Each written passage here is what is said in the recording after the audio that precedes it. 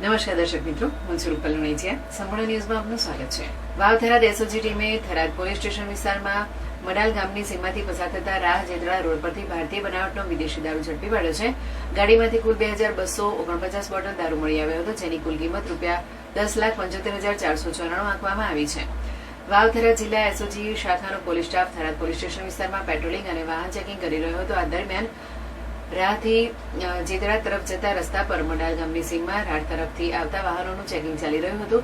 Checking દરમિયાન એક ગાડી આવતા તેને રોકાવી તપાસ કરવામાં આવી હતી. ગાડીના પાછળના ભાગે, બોડીના તળિયાના ભાગે કંપની દ્વારા લગાવેલી ચાદરની જગ્યાએ અલગથી પતરાની ચાદર નીચે એક ચોરખાનું બનાવેલું હતું. આ ચોરખાનાની સ્લાઇડર ખસેડીને જોતા તેમાંથી ગેરકાયદેસર દારૂ મળી આવ્યો હતો.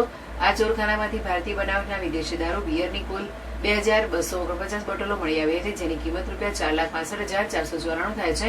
દારૂ અને બડા દોસ્ત ગાડી સહિત કુલ ₹10,75,494 મુદ્દામાં જપ્ત કરવામાં આવ્યો હતો.